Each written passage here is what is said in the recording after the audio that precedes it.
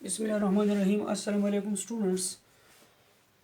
Today we are going to discuss an important topic of chapter number 2 atomic structure.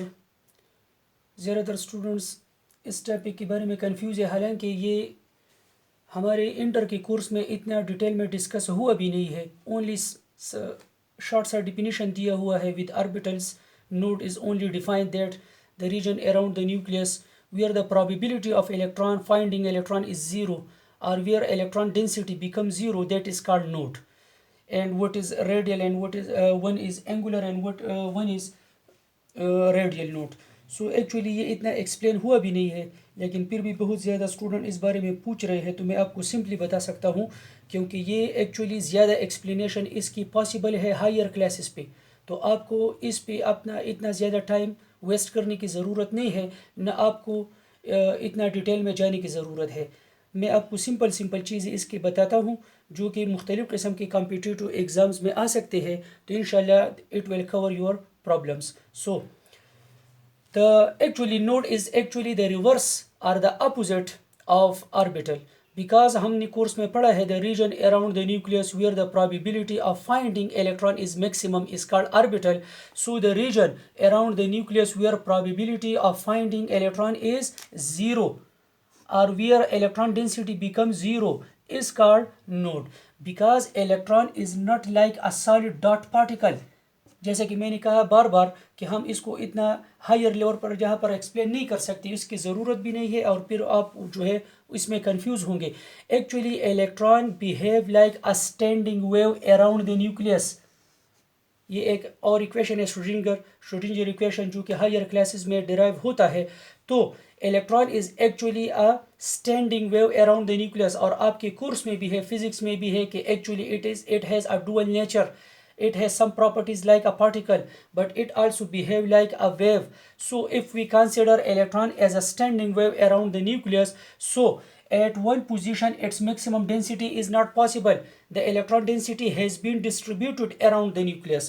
So the region where electron density is maximum is called orbital, and the region where the electron density becomes zero, that is called what?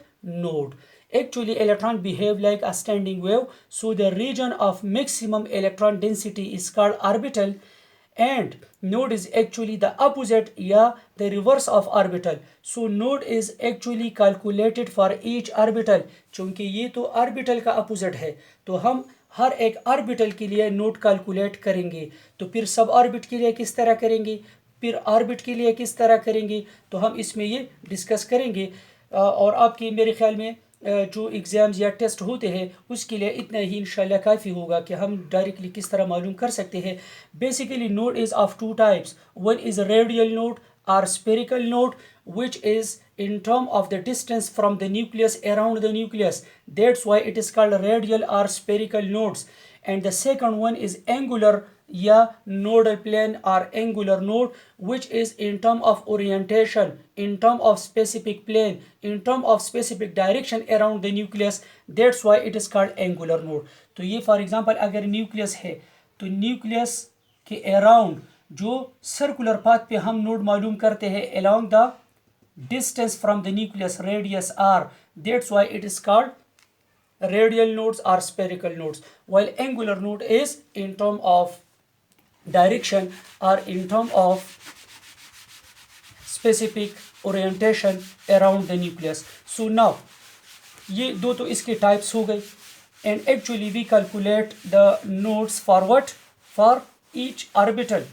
So the simplest formula कि हम total node तो actually two types है, तो total node पहले हम मालूम करेंगे, फिर उन टोटल में हम मालूम करेंगे कि इसमें रेडियल कौन से है और एंगुलर कौन से है.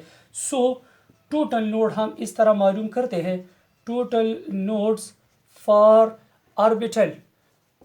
तो इसका एक सिंपल सा फार्मूला है, सबको पता है, that is n-1, where n is the number of orbit.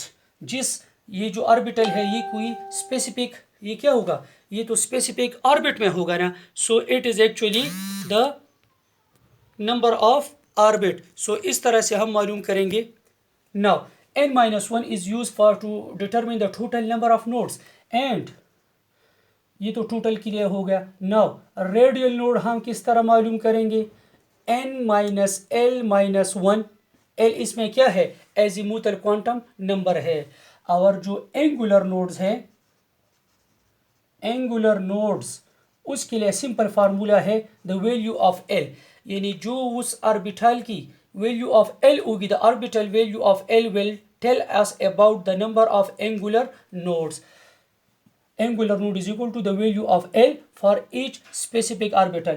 Let's suppose, for example, the question is the number of nodes, number of total nodes, then radial nodes, and then angular nodes in, let's suppose, 3D orbital. तो ये 3D, अगर यहाँ पर for example orbital का word नहीं आया भी है, सिर्फ 3D आया है, तो इसका मतलब भी है कि 3D ऑर्बिटल, बिकॉज डी में तो डी तो एक सब ऑर्बिट है, इसमें तो मज़ीद 5 ऑर्बिटल होंगे। तो या तो ऑर्बिटल का वर्ड आया होगा, या अगर कुछ भी नहीं आया तो इसका मतलब हम क्या लेंगे, ऑर्बिटल। अगर सब ऑर्बिट और ऑर्बिट का मालूम करना है तो फिर वो क्या होगा, वो तो क्या होगा, वो गिवन होगा, या इस तरह होगा 3dz². So actually dz² is the orbital of d, and this d is present in which orbit, in third number orbit. First second में तो d होता भी नहीं है. So first of all let's calculate the total number of nodes. Total number of nodes के लिए formula क्या है, n-1. So n-1 mean 3 minus 1. So 3 minus 1. 2 is 3dz² में क्या होंगे, टोटल नोड्स होंगे. Now let's calculate the number of what, radial node. So simple, radial node हम किस तरह मालूम करेंगे, n minus l minus 1. So l यहाँ पर क्या है 3, d के लिए l की वैल्यू क्या है 2 है ना, l is equal to 2 for d, l is equal to 0 for s, l is equal to 1 for p, and l is equal to 2 for d, and l is equal to 3 for f suborbit. So 3 minus 2 minus 1, so 3 minus 3 क्या है यहाँ पर 0. It mean 3D में 3dz में क्या है, 3dz² में radial node नहीं है. सो ऑब्वियस सी बात है, अगर रेडियल नहीं है तो ये दोनों क्या है, एंगुलर नोड है. और ये हम डायरेक्ट भी कैलकुलेट कर सकते हैं, because L is actually 2 for what, for D orbital. तो अगर D के लिए L 2 है, it means there are 2 total nodes and both of them are what, angular node, because angular node are determined from the value of what, L. So लाजिमी सी बात है कि यहाँ पर radial node नहीं है. Now let's discuss how to determine the number of nodes for suborbit and for orbit. ये तो orbital के लिए हो गया. Now for suborbit and for orbital, for orbit, second, number of nodes for सब orbit. तो सब ऑर्बिट के लिए एक सिंपल सा फार्मूला है, हमें पता है कि each orbit have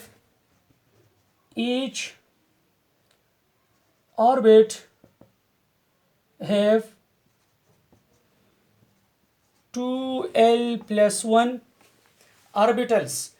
Each suborbit have 2l+1 orbitals. तो अगर फॉर एग्जांपल n-1 ये तो ऑर्बिटल के लिए हो गया, तो अब सब ऑर्बिट मालूम करने के लिए फार्मूला क्या है, 2l+1 है. 2l+1 की मदद से हम मालूम कर सकते हैं कि किसी सब ऑर्बिट में ऑर्बिटल कितने होंगे, where l is the azimuthal quantum number. So this whole formula is used to determine the number of nodes in which, in sub orbit. 2l+1 के लिए की मदद से हम नंबर ऑफ ऑर्बिटल्स मालूम करेंगे, और n-1 ऑलरेडी फॉर क्या है, टोटल नोड्स है. Let's suppose for example total nodes in 4f सब ऑर्बिट. 4f सब ऑर्बिट, इन सब ऑर्बिट का वर्ड यहाँ पर क्या है, यूज हुआ है already. So the formula is n-1. n-1 means n is the number of principal quantum number, so 4 minus 1 हम लगाएंगे, then 2 multiply by L. So what is the value of L per f? Obviously 3 and plus 1. So 4 minus 1 से क्या आएगा 3, 2 3 6 और plus 1 क्या आएगा 7, सो 3 into 7 क्या हो गया 21. It means there are total 21 nodes in which in four f sub orbit in four f sub orbit. तो हम now we will use common sense that in 21 में रेडियल कितने होंगे और इन 21 में जो है एंगुलर नोड्स जो है वो कितने होंगे. So obviously L is equal to 3 for what? For f. So each f orbital have how much angular nodes? How much? 3.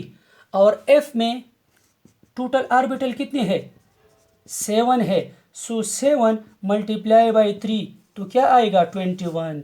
इसका मतलब है कि जो 21 नोड्स है all of them are actually angular nodes. There are no radial or spherical nodes in what? In four f. 21 total nodes है and all of them are actually what? Angular node. Because we know that L is equal to 3 for f. So each f orbital, there are 7 orbital in f suborbit. So each f orbital have how much? 3 angular nodes. And there are 7. So 7 multiplied by 3 21. Our total nodes be 21 है. So if the question is how much there are dash number of radial nodes in four f, तो इसका जवाब क्या आएगा 0.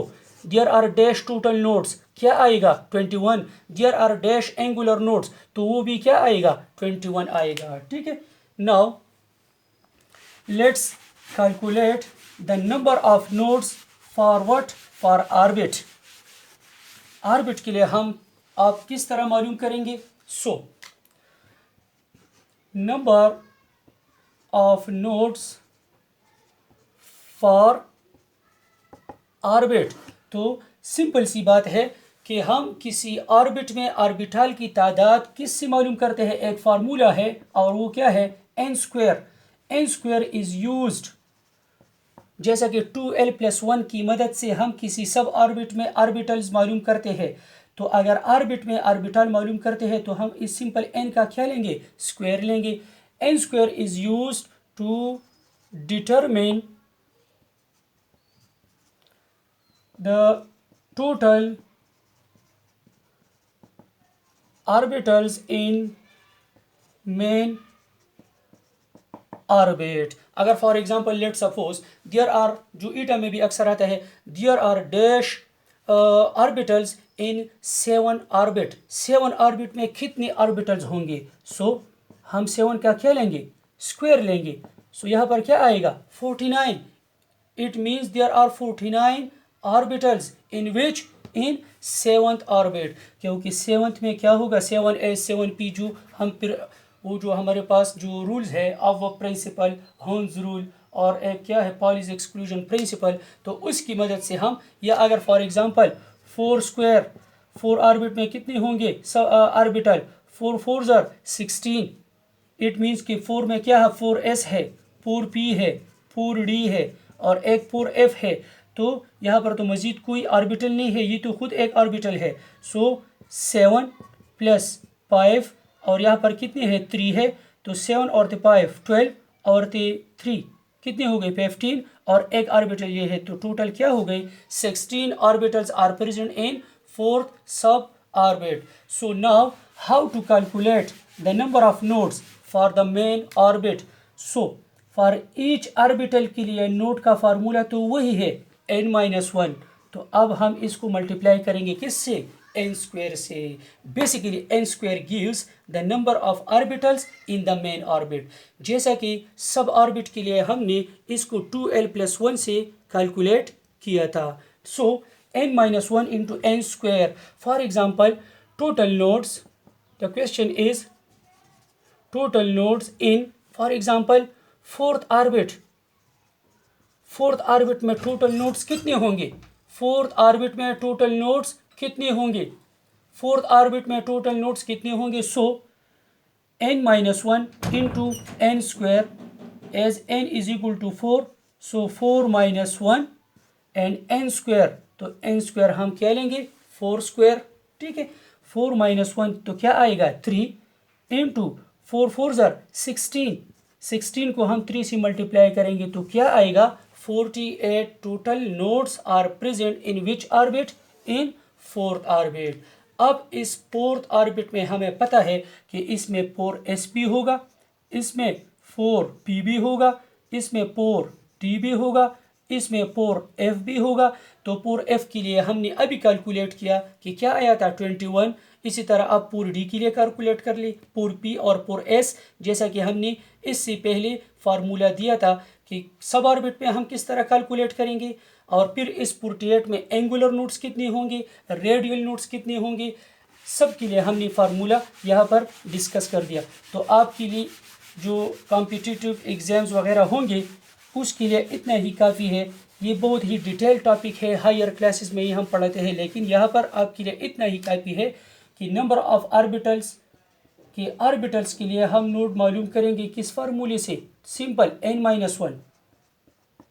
सब orbit के लिए हम किससे n-1 इंटू 2l+1, और ऑर्बिट के लिए हम मालूम करेंगे n-1 into n square. So these are the formulae by which we can determine the number of nodes in the particular orbital, in suborbit and then orbit. और भी बहुत detail है लेकिन वीडियो पर ज़्यादा लंबी हो जाएगी। अगर आपको ये कॉन्सेप्ट और ये कुछ पॉइंट्स पता हो तो जैसे भी अगर कोई क्वेश्चन या एमसीक्यू आता है इंशाल्लाह आप इजीली उसका जवाब दे सकते हैं। थैंक यू, अल्लाह हाफिज़।